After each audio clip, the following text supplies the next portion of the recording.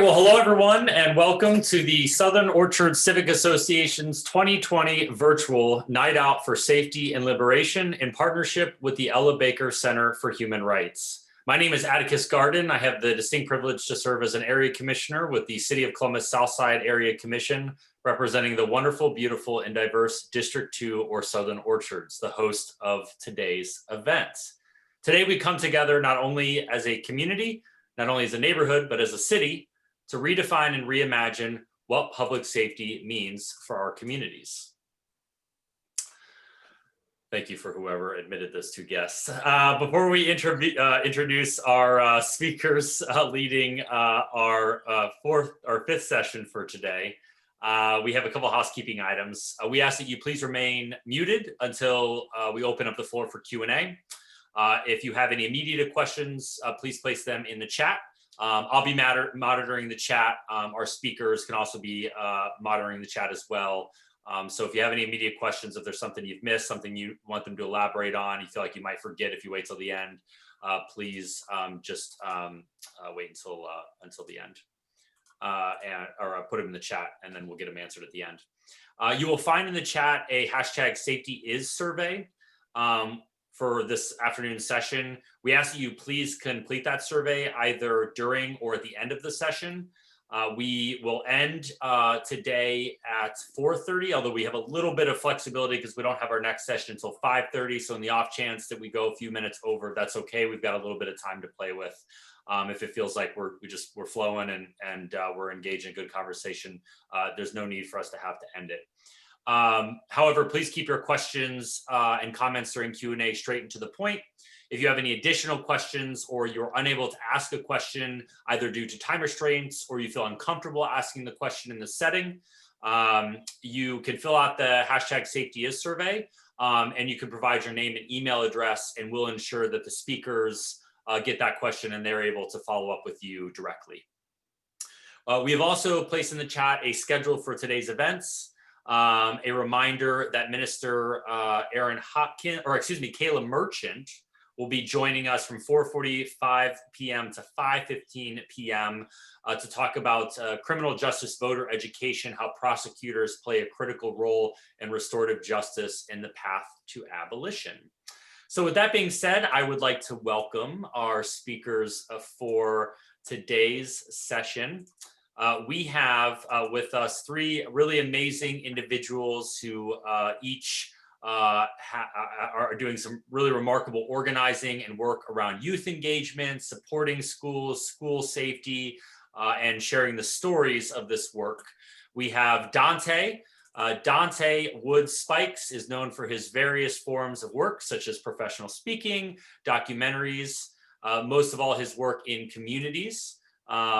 Thank you for whoever admitted that person. His influential voice has been requested by the likes of TEDx Columbus. Is it Pika? Chakacha. Yeah, that's right. I remember going to that one of those when it first started. I could never pronounce the name. I know. I couldn't. I called it Pikachu. So. Yeah. That's what I wanted to say, but I didn't want to sound foolish. But thank you. The Ohio Arts Council Conference, National Charter School Conference, GDEX, and Collegiate Leadership Conference of Ohio. He is a recognized and established storyteller by the Greater Columbus Arts Council, their Columbus Makes Art campaign. So thank you for being here, Donte. We have Kimberly Mason. Kimberly Mason is a Columbus City School parent, Southside PTO president, and a committed advocate for our schools. She wants high quality public education to be a priority in Columbus and across Franklin County. She's committed to ensuring our schools and neighborhoods are prioritized in the budget.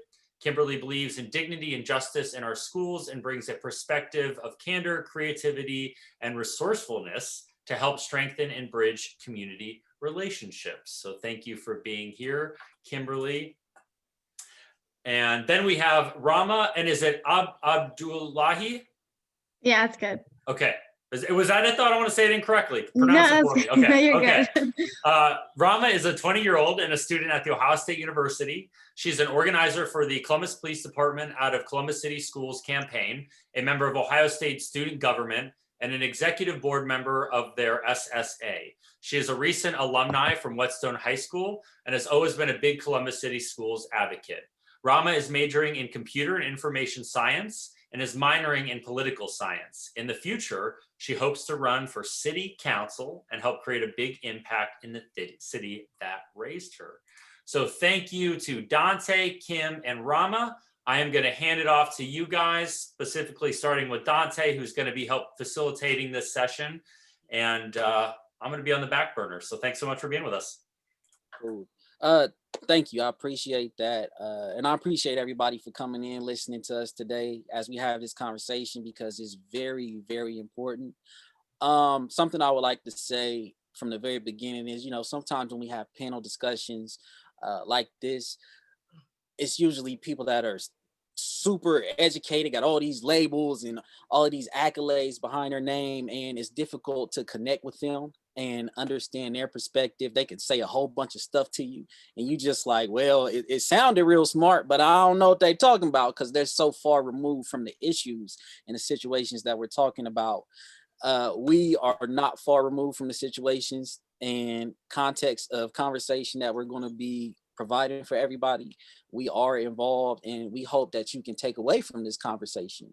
And I just wanted to get that out the way before we started. And I have two great people with me. I met them not too long ago, but I'm loving everything that I'm hearing about them. And let's go ahead and get into this conversation. So we already were introduced by our bios, but something I would also like to do is all of us share why we do the work that we do when it comes to the children and looking out for their best interests. Me personally, the reason that I do the work that I do, from documentation to storytelling to speaking, is because I remember when I was a young Black boy in the school system, and there was this perception that was projected onto me that there was nothing more than me being a statistic, or having to be a part of a program, or not fully understanding my life and what I could be beyond my environment. But I always knew there was something more. So once I got older, I just started doing it on my own. I was like, I'm not waiting on anybody. This is what I want to do. This is who I want to be. And I want the world to see that.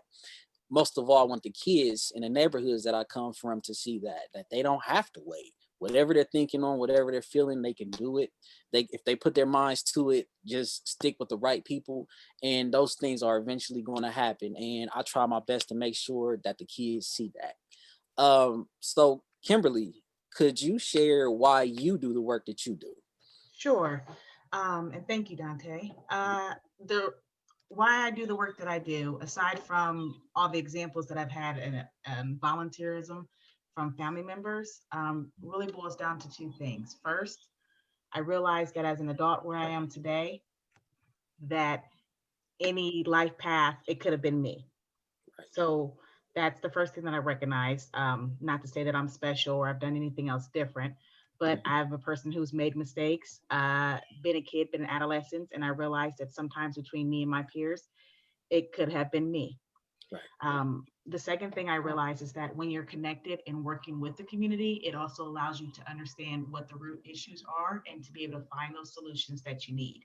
I believe staying connected, not only just a humbling path, but in the same sense, like I said, it allows you to understand why you were starting that work in the first place. Okay, thank you. And our other panelist is Rahma. Can you please share with us why you do the work that you do? Thank you, Donte.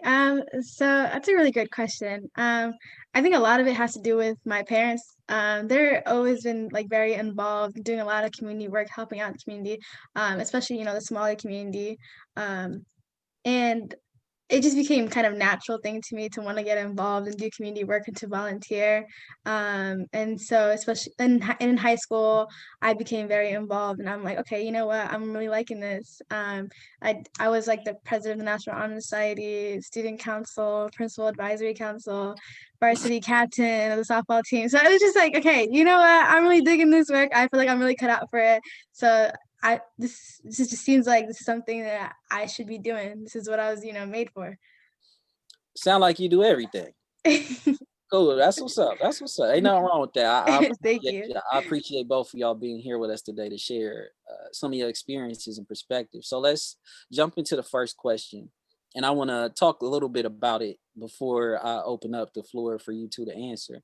But the first question that we're going to be asking and discussing is, what resources or support will be most helpful to the school system?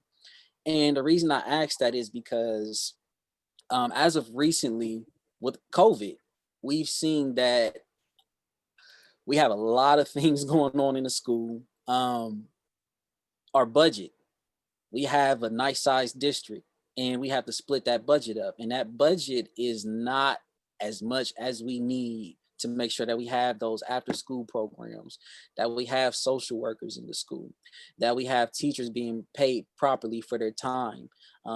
Teachers buying their own supplies in a daggone classroom. And me as a person that works as an instructional assistant, I've been with the school for about a year and a half, 2 years now, and I've seen how difficult it can be for teachers and staff, but mainly the students, because they may need some extra help. And they may not only be the ones that need help, their parents may need some types of support and help as well. But sometimes it looks like we're not fully capable of providing that help. And I'm just wondering what exactly needs to happen so we can make sure that those kids are getting all of the help that they need when it comes to academics, but also their lives, their emotional needs, their goals that they have. Like I said, beyond the environment, how can we support those children and the people that support them? We're going to start with Kim. When it comes to the resources and support, what do you think is the most helpful thing we can do? And so for me, I feel like it's really having a strong community. For me, that's something that when I grew up, education was part of the community. You still had the feeling of being able to go to a neighbor's house, have a conversation, borrow sugar. So if you needed those supplies and resources, it was still that community feeling of feeling wanted, connected, and safe. And so I think that's also the blessing by being as the PTO president at Stewart Elementary, because we have tried and we have worked to accomplish that type of feeling that we offer for our families. So when our families come, we don't make our PTO make it seem bigger than what it is, but rather we're regular, everyday working people. So that means that we want you to understand, if you come with a struggle, we're not going to be the ones that look down at you, but we can understand. And we want to be able to see where those solutions are, where those problems are at, and where the solution can meet. One great resource that we did from that, for example, we have a store closet room at our school. So our school, we wear uniforms, and we recognize that a lot of families may not be able to afford uniforms. Life happens. And when life happens, there is no preparation for it. Right. With that being said and done, we created this store closet so that if a child has an accident or something happens, or once again, life happens, the children can change. It doesn't affect the academic day. We don't have to call families. So that means that a parent's not losing money. And then once again, say if a family does need uniforms, they can just come and get the uniforms and then just go. They don't owe us anything. So meeting people where they're at, and just sometimes even those simple needs, brings back to that community of feeling wanted, connected, and safe. Yeah. Okay. Cool. Thank you for that. Thank you. Rahma, when it comes to the resources and support, what do you think would be most helpful for the school system? So this is a wonderful question that I feel like isn't asked enough. The resources that I would push right now for schools to invest in are mental health resources and also mentors. Mental health resources and even awareness is something that most schools severely lack. I went to Westbound High School and I don't remember ever seeing a therapist. We had like 4 counselors and a nurse. And 4 counselors is not nearly enough for a big school like Westbound. That's only like 1 per class. So if the district stopped resourcing cops, we would honestly have the funding for this. I think the district fails to realize how crucial having a healthy mind is for a student, teenager, and just a person in general. I feel that if students learn to grieve, cope, and express themselves properly, it will remove any barriers they may have and help them grow as a person. And I say mentors as well, because growing up, I wish I had a mentor in my career field while I was in high school to help guide me and prevent me from making some of the misguided career choices that I might have made, but also to provide inspiration, connections, and help create goals. Okay, wow, thank y'all. I'll have to say I agree with that because the emotional aspect of a person's development can be missed as they're in school. And when you think about it, we spend a lot of time in school, like most of our day. Like I remember teachers would be like, "As soon as you leave school, you can go to sleep. You can do whatever you want." But I'm like, hold on, I'm here about 6-7 hours throughout the day. I got about 5 more hours before I go to sleep.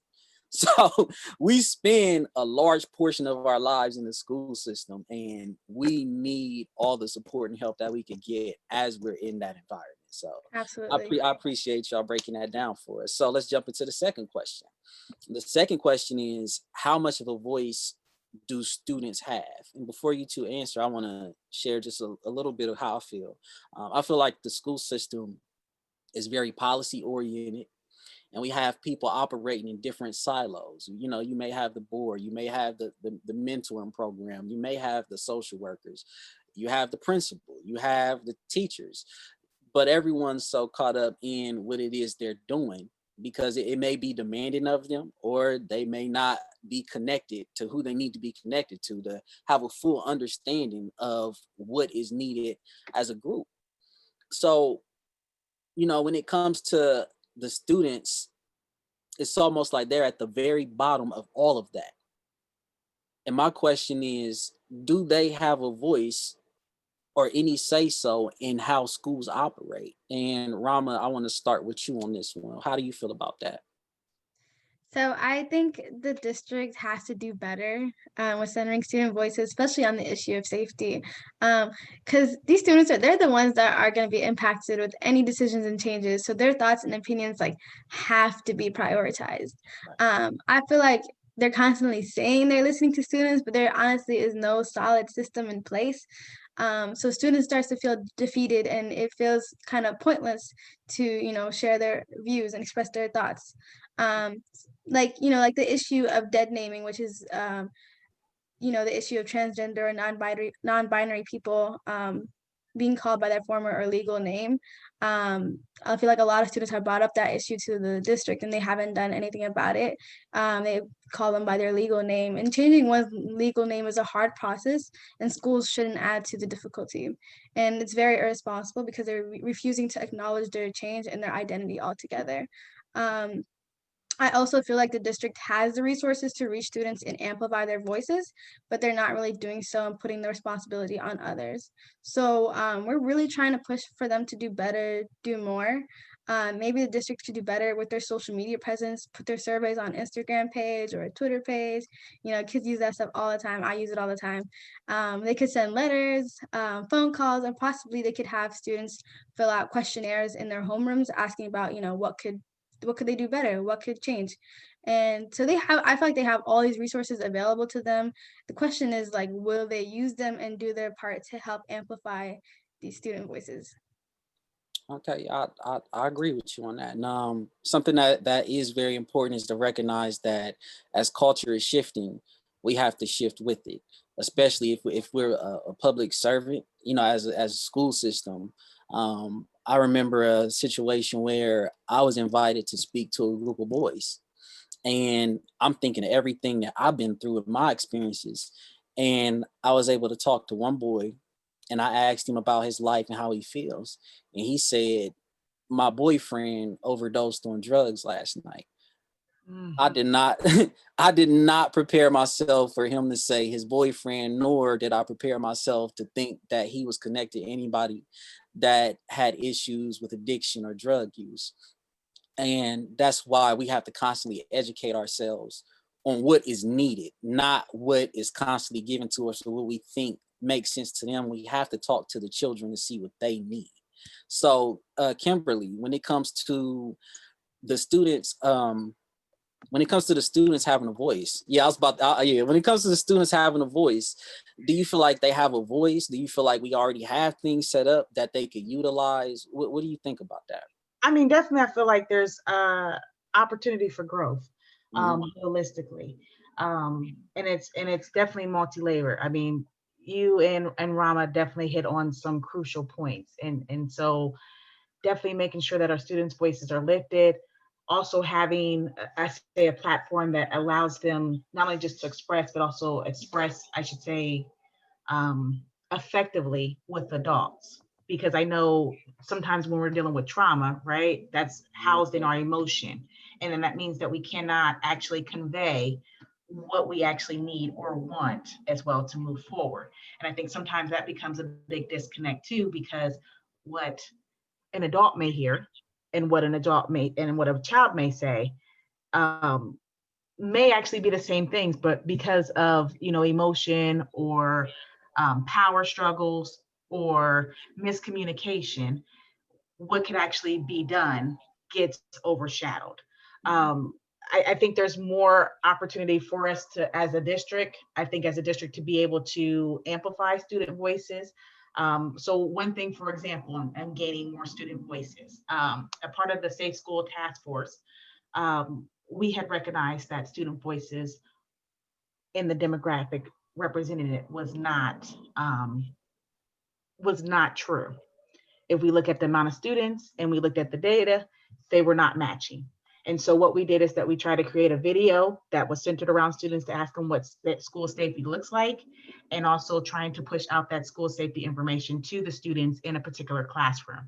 So when I mean opportunities for growth, we also have to realize with the culture shift that's the importance of having the right people at the table to create space for other people to be able to say, hey, this is what we've maybe done in the past as a legacy, or maybe we're just not familiar, or maybe I'm not the best person to be able to even roll out, I should say, the actual task that needs to be done. But if you have enough people at the table that you can create that space, there's going to be somebody there that can also champion the task to be able to making sure that student voices are heard and heard with open-mindedness and heard with the end product in mind as well too.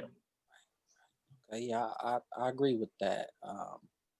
And I feel like tradition is so much tradition what people are used to, paperwork, and nobody really sits down and talks to each other, let alone talk to the children and hear what they actually have to say, because the same exact issues that were happening when I was in school are still happening.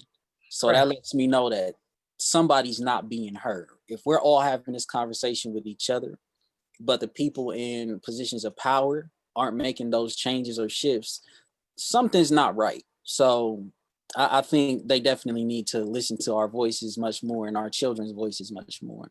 So, and not just to cut you off, but when you just mentioned tradition, that just goes back to the last question where Rahma mentioned about mental health.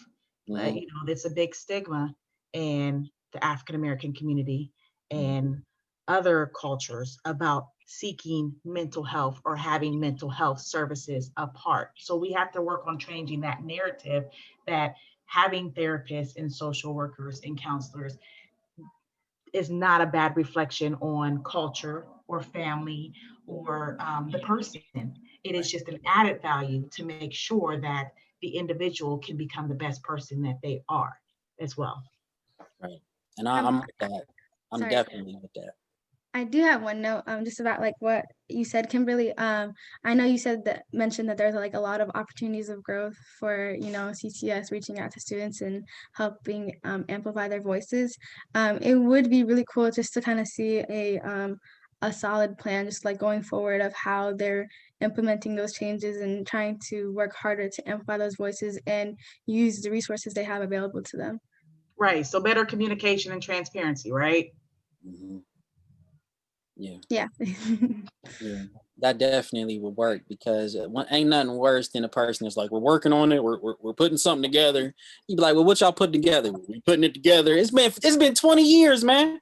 Lip service, right? It's been 20 years now. What you put together? Let me know what's the secret. But I feel y'all on that. I feel you on that. Like I said, I'm I'm 30 years old now. So I've been out of school for a while, and I'm shocked that the same exact things are still happening. So we definitely got to give the kids a voice. It's very important. So let's move on to the third question. The third question is, are our children safe in school? And when I ask this question, I'm talking about everything. I'm talking about physically, emotionally, mentally, developing their skills, are their personalities, who they are they safe to be who they are they safe to say how they feel. I'm talking about everything. And Kimberly, I want to start with you. Do you feel like our children are safe in school? You know, that's a complex. And why I say complex is because safety is that my son walks out the door and returns home the same way that he walked out the door. And that's how I look at safety. Everything that has been on that journey of school, the neighborhood corner store, practice, anything, you know, when he comes home, he is the same person that he was when he woke up that morning. So if I ask my son if he feels safe, yes. And he feels safe in his school. But if I ask some of the neighborhood kids that come over and come play, some of them do not feel safe at their school. And it may not necessarily be the school. It can be the school. It could be the school that the neighborhood that the school is located in. It could be a lot of internal, external, a lot of different factors that go on to how a child, teenager, and young adult feels safe, because their level of what safety means is also different things. And as a parent, my level of safety looks different from when he's 10 to when he's 15 to when he's 18 as well too. Because while I know that history has always been prevalent, and how young African American men are targeted and treated, we have the school to prison pipeline as one of those factors. In the same sense, you know, every day it's kind of sitting on the pins and needles of, is he still safe? We may live in a safe neighborhood, he may go to a safe school, but are children safe in school? I think it has to come down to the individual child, because safety for some is not eating, and you can have still a nice home and you can still have a nice neighborhood and go to a nice school. Safety could be a social, emotional. So safety could be a physical. And so as a district, right, that might be something that they should look into, asking every child, what does safety look like for you, to be able to understand how to offer safety services, I should say, in those buildings in which they attend. Because safety is different for in the lens and how it's received for everyone. So that's a really complex one. I understand. For me, when I was growing up, the biggest issue that I had was being cared for emotionally in the school system. Once I got older, I found out I was an emotional learner. I had to have some type of connection, or I had to vibe with you to fully comprehend what it is you're trying to teach me, because I won't receive the information if I can't feel you. And I went through my whole life in school not figuring that out until the later years. And it really impacted me academically and my self-esteem too. I had to break away from the school system to feel like I could do anything. So I felt like I wasn't protected emotionally, and school just was not a safe place for me to go to feel anything. You know, and so I'm a military brat. Mm-hmm. And for the first 10 years of education, I traveled to different schools. Mm-hmm. So I should say safety for me at that time probably was fitting in and feeling connected. Gotcha. So my way of doing that was then probably trying to be the smartest in the class and make sure I had the best, so that, because I knew I wasn't going to stay there long enough, I was the center of attention, I should say, long enough, and before we moved on to the next thing. So I think it could be even boiled down to maybe not even safety looking at the exterior, but the internal. Like, how do you identify yourself in a safe environment? Wow. Yeah, I agree with that. That's interesting that you said that. So, Rahma, when it comes to safety in the school, do you feel like, as a student who just recently graduated, correct? Yes, Did 2017. you feel okay? Congratulations! Yeah. Thank what you. What was your experience? Because we can talk Right. about it, but as a person that recently graduated, what was your experience like when it came to safety? And did you feel safe, and did your peers feel safe? Yeah. So like you said, I'm a student representative, I'm an alumni, like, I experienced this stuff firsthand, and I'm gonna give you the most brutal and honest answer I can give you. No. Our That's children are not safe in schools. It's not possible. I don't think children are safe in school as long as we have cops. They can't be safe. Their presence not only perpetuates the school to prison pipeline, but these officers also incite physical and psychological violence on minority students consistently. So this is especially dangerous in a district that's predominantly Black. CCS, there's tons of Black students there. There is no evidence that increased police presence in schools improves school safety. The school environment simply cannot be safe with them around. So I feel like we should focus less on physical aspects like police, guns, security cameras, but like if we focus more on the mental and emotional and behavior health, the school system will be a much more safer environment. Children will be comfortable to be them, and they can grow better. yeah. I feel Could you I, on. could I ask a question? Yeah, absolutely. Rahma, have you always attended CCS schools? Yes. Okay. And so were there experiences in your middle school or elementary school that made you not feel safe as well, that equate on the same level as the high school experience? Yeah. So I think that's the best part about this is I went to a charter school, which is also it was also a CCS school, but we had no officer in our school. We had no cop. I didn't experience having an officer in my school until high school, and I'm like, this is weird. Like it really. Schools have kind of become, prisons almost, and that's why we keep saying the school to prison pipeline. Like this is the beginning. This is how it all starts. But I never had an officer in my school growing up, middle school, elementary school, and I felt safe. I felt safe to be myself, and there was never an issue. But then when I saw there was constant officers around, cop cars everywhere, I felt threatened. I felt like that someone was always constantly watching my every move, and I didn't feel safe. I didn't feel safe whatsoever. Okay.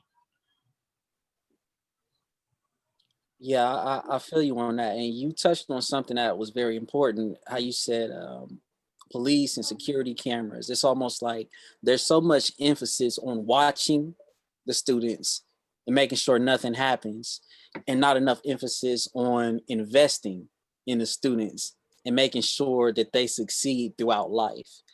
Um, I do find it very interesting how a lot of people, as the CPD out of the CCS campaign has started, a lot of people were like, what's going to happen to the kids? Are they going to be safe now? But the environment needs to change, period. Absolutely. There's, even with police and security cameras, all the things that are happening are still happening. So there's something different that needs to be introduced into the school system as we continue to share concerns about children's safety, because like I said, it's still happening. So if we take some of that money and reallocate it into different areas, into programs, like you said, mentorship, somebody guiding you beyond the grading system. Because for me, beyond the grading system, I didn't know what to do with myself. I was lost.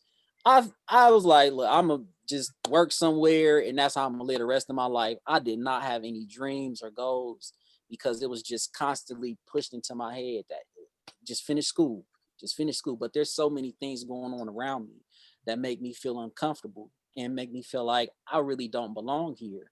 And I'm just not happy. As a kid, I knew I wasn't happy in school.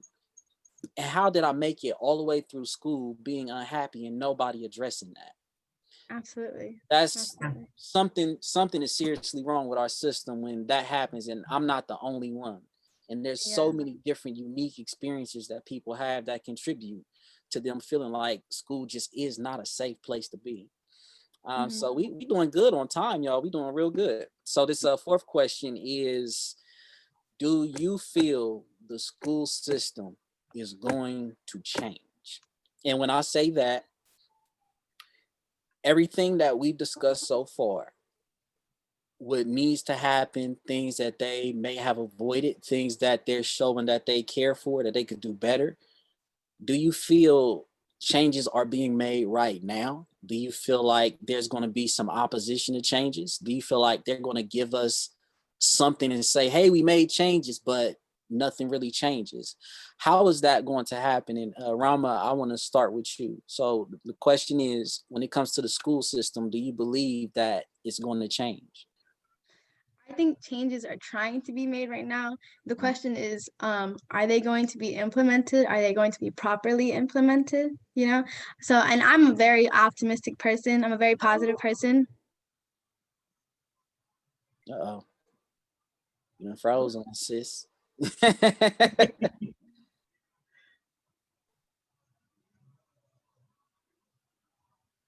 She says she optimistic. And she says she felt changes are being made so far. And I think she's going to come back in 3, 2, 1. She ain't back yet. So Kimberly, for the time being, as she's getting situated. I think she might be coming. Hold on. Is this her coming back? Yep, this is her back. She ain't playing. That was sorry, quick. guys. You cool. You cool. My computer died. I don't It's know all why. right. It's all right. But you had left off saying that you're a pretty optimistic person and you feel like changes are being made. Yeah. So I'm a very optimistic person, and I think that the school system will change for the better as long as we keep applying pressure and fighting for them to do so. I hope schools will cut their ties with police, and I've mentioned this time and time again. Cut ties with police, and realize that children do not need to be policed. I also don't want them to replace cops with another form of policing, like metal detectors or random checks, stop and frisk, things like that.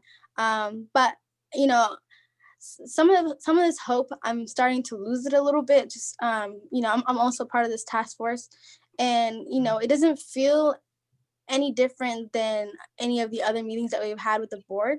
It's not feeling very productive to me. So, I mean, I know it's only been, the first meeting that we've had last Thursday, but I feel like we're constantly hearing the same things and not receiving the energy that we want and need. I hope schools will increase funding for counselors, therapists, nurses, and social workers by using the funds that are meant for officers. And I feel like once they do so, the environment will be so much more safer and healthier. I feel you on that. And to add to what you just said, for me, as much as I didn't feel safe in school, like I said, I didn't develop emotionally at all in school. Like it was a downhill spiral for me. But I always crossed paths with someone, such as a teacher or a staff member, that made me feel good. And that meant so much to me. And it was such a relief for me to see that person or to talk to that person or to receive help from that person throughout the day. And it had nothing to do with being policed. And that was my safety.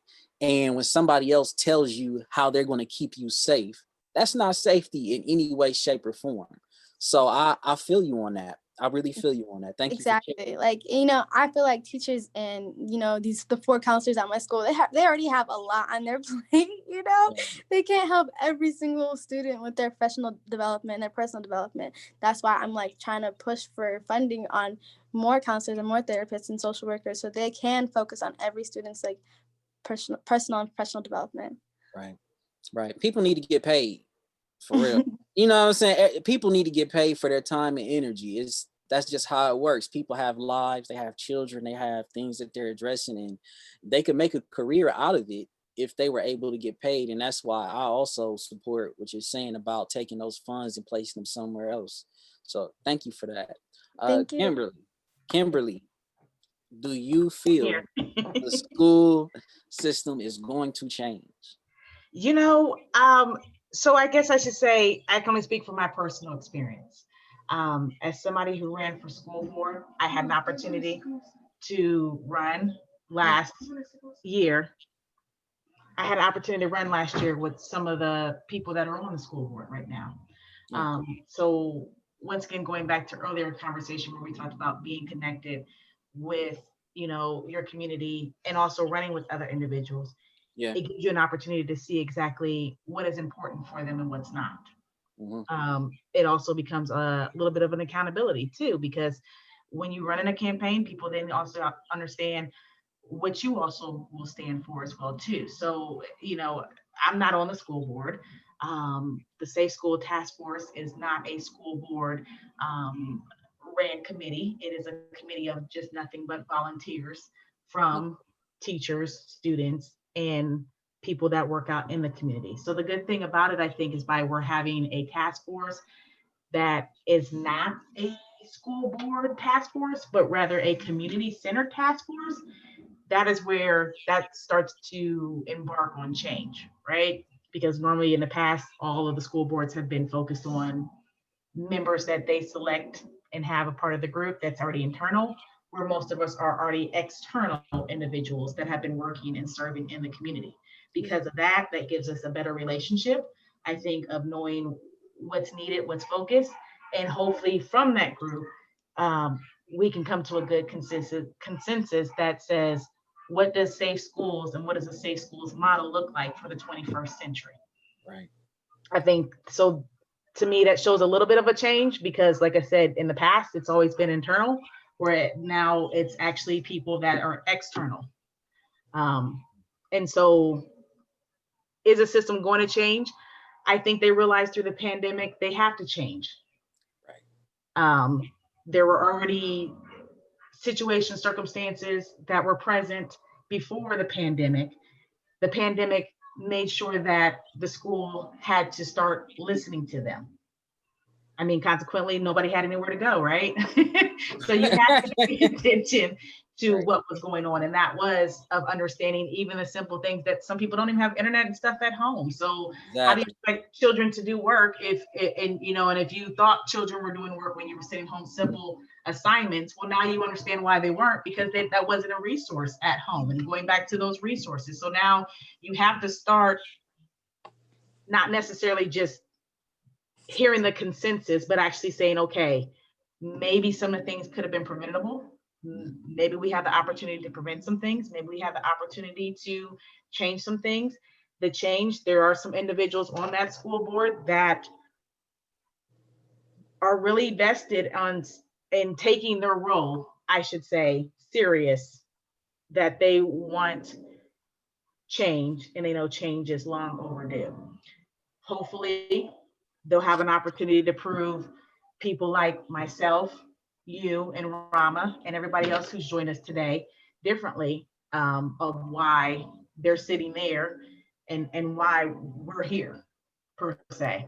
But hopefully, I think change isn't just focused on one area. And I think oftentimes that happens too.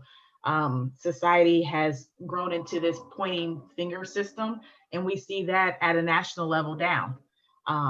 Because if somebody didn't do this, or if somebody had done this way, then this would have happened, rather than saying, well, no, it happened. What's wrong? How do we need to change it? How do we need to move forward?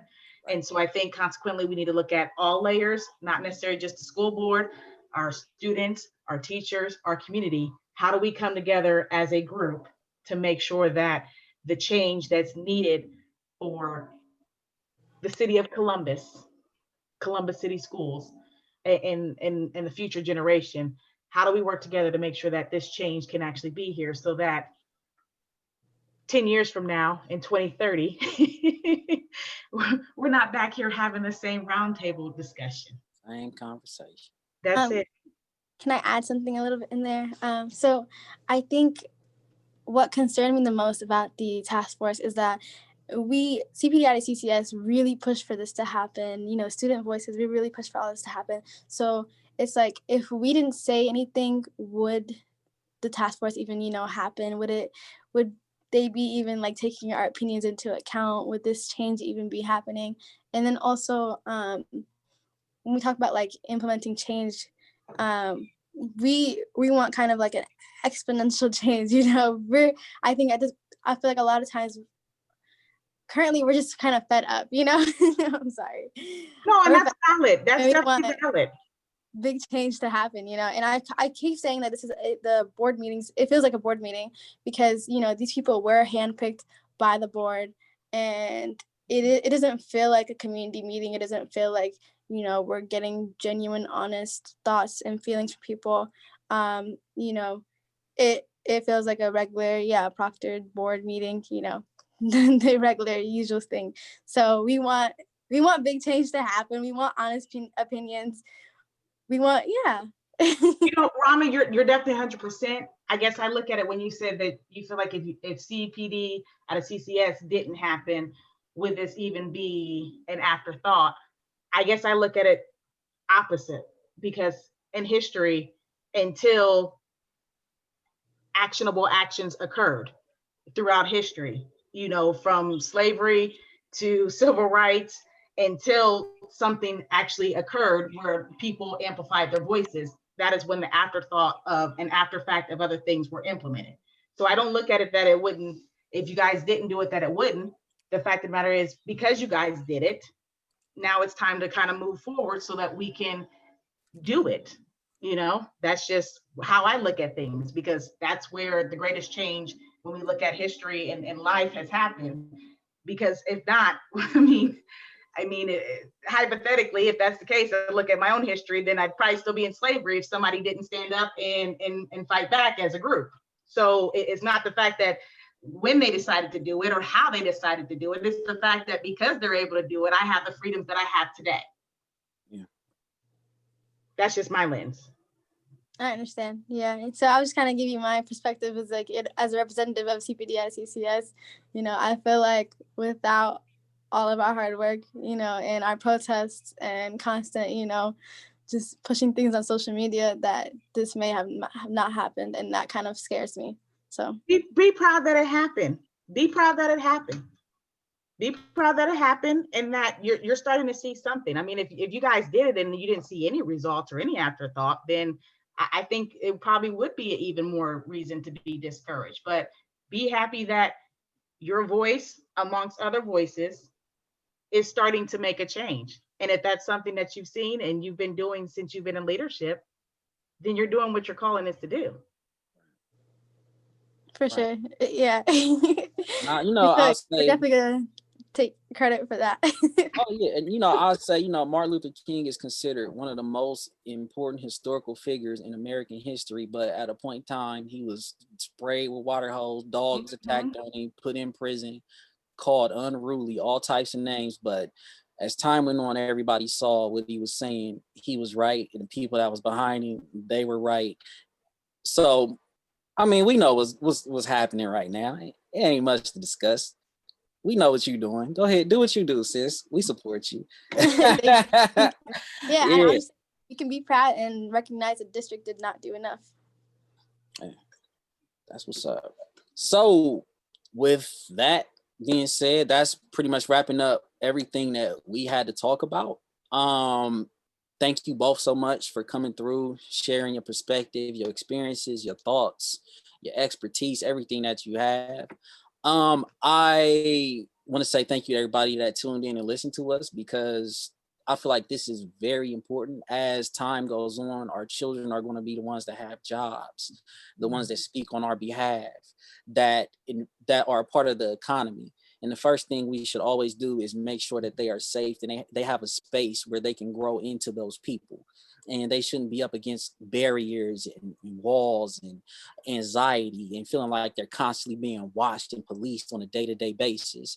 They should also be invested in and loved and given a space where all of those things can happen that we expect of them and ask of them every single day. And with that being said, thank you very much. We're going to turn it back over to Atticus. Yeah, thanks, Donte. Thanks, Kimberly, and thanks, Rahma. I want to recognize, something, and this is consistent with today's events as we talk about, what safety is, recognizing that means something different for different people. What I want to say though is thank you for talking about this subject around safety. These can be challenging conversations to have, particularly, when we're talking about trauma that we've experienced. Engaging in these conversations can be at times like reliving the trauma that we've experienced. And so I want to thank you for being a part of this and for sharing your truth and sharing your story, and ultimately sharing the kind of action that we need to see, within our schools to create environments that are safe for our students and safe for our families and safe for our communities. So thank you for sharing this with us. I do want to open it up for Q&A. Anybody who may have any questions, as I mentioned, you can place your questions in the chat, or you can unmute yourself and jump in with any questions that you have. If there's any question that you're uncomfortable with sharing within this space, you'll find in the chat our #SafetyIs survey. You can complete that survey and we'll make sure that Donte, Kim, and Rahma receive that question and your contact information so that they can follow up with you. You'll also notice in that survey, there's a question that asks you what safety means to you. And at the end, it asks if you're okay with us sharing that. We're going to be producing some graphics to share over the next couple days as part of our Safety Is campaign. And so it'll just include what neighborhood you're from, your first name, and your answer to the question. So open it up. If anybody has any questions, go ahead and feel free to unmute yourself.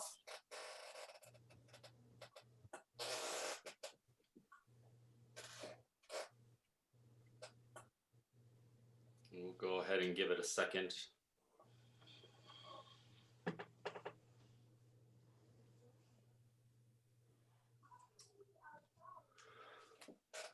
I guess I have a question then, and I'm always about the big ask. So, having been a campaign organizer, I actually worked for a bit with Yes We Can, Columbus Working Families, who helped coordinate even Kim's campaign.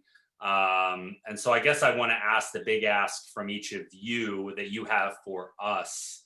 And this is subjective, so again, it may mean different things for each of you. In what ways can we support both collectively the work that y'all are doing, but also the individual work? I know that each of you is kind of coming from this with a different perspective. We have an active campaign that's running right now. Rahma and her team is working on that. Certainly, I imagine has many ways that we can support. Kim, obviously as a parent, but also as, the president of a PTO, as you engage in these conversations with Rahma, with Columbus City School Board, what ways can we support? And then Donte, I kind of think maybe you're sort of more in the kind of I don't want to say philosophical sense, but kind of the big picture, like, how can we share our truth? How can we support those out there on the front line doing the work? Kind of big picture. So I'll let you guys take it away. I could start things off. I would say, first and foremost, share your story and be sure to dig inside of yourself and share your personal experience too. Because sometimes it's easy to share what you think people want to hear, or it's easy to share what everyone else is already saying. There's no reason to silence yourself when we have plenty of people that'll do that for you. And I try to make sure that I am documenting stories from every aspect and possibility and experience in Columbus. When it comes to video, when it comes to speaking, I try to share those stories, but I can't do it all by myself, and I can't tell anyone else's story the way that they can. So if it's you, if it's your children, somebody you're connected to, your community, you have the right to stand up and say how you feel and what you think. And that's very helpful to me, because it's very easy for people to hear what one person says and take it so literal and apply it to every single situation without thinking a little bit deeper into context. If someone heard me speak, they would automatically think, well, Donte is the person that's the professional, the expert. He knows what he's saying. That is every single child that he speaks about. When it may be, but there's variations of existence to every single person. So you have to listen to different people. And if you don't do that, you are going to become a part of a problem. And that's one, either silencing yourself by not speaking up, or silencing other people by not listening to what it is that they're saying. So I highly encourage everyone, young, old, if you know that there's something that needs to be said, please say it. That helps me and everybody else a great deal. A great deal. I'll go next. While I love being in the 21st century in the age of technology, I still feel like there's nothing better than having a good old fashioned conversation. And I think that's something that we've gotten away from, which I think creates a lot of issues as well too.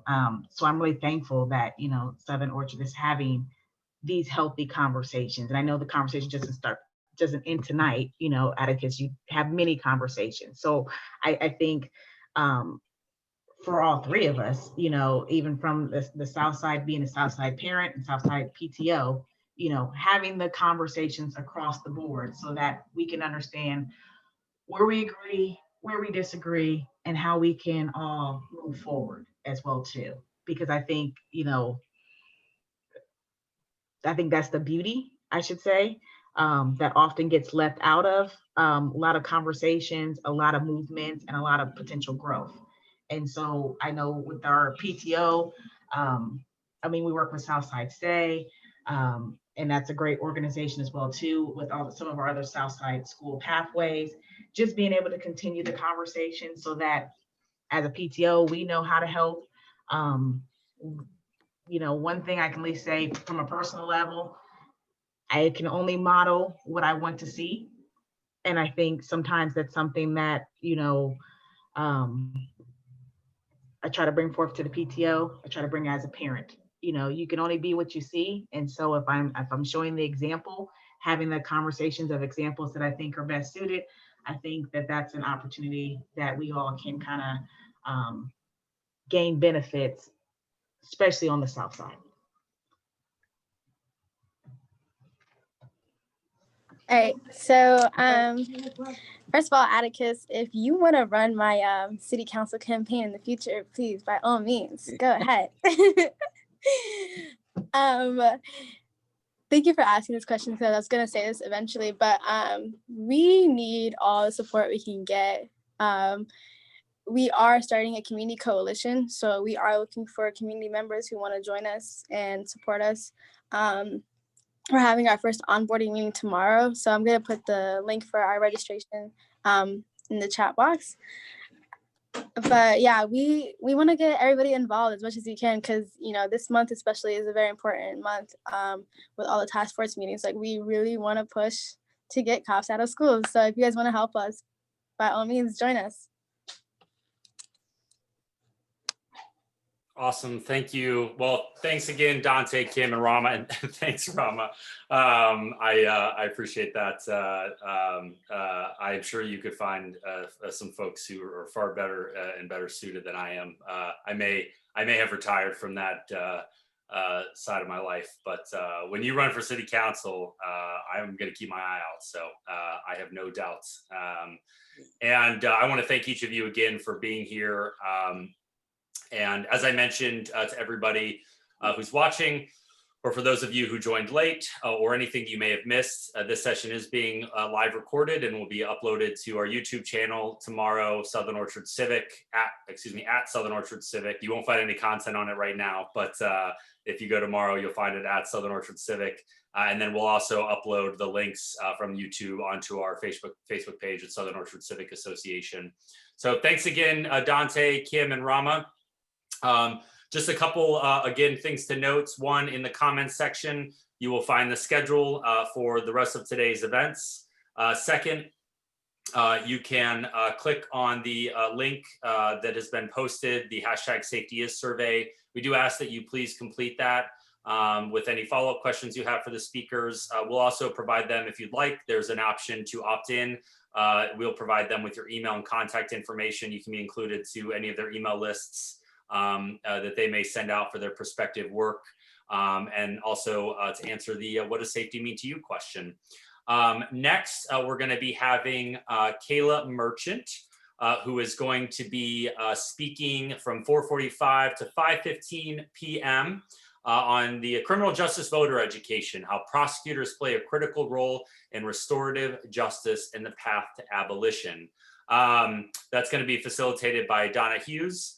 What we're going to do is I am going to end the recording. And I know it seems kind of bizarre, but I'm actually going to end this chat and then I'm going to this session and then I'm going to restart it. So for anybody who's in it, who would like to remain and join Kayla and Donna for our next session, just right back to the same link that you logged on to this Zoom session with. You'll jump right back in, but it'll help when I'm doing my recordings and it'll clear the chat out so we can clean it up for the next session so that we're all ready. So thank you so much for joining us again. Really appreciate you guys. And we will see here. It will take me less than 60 seconds. So I'll log off. I'm going to stop the recording here.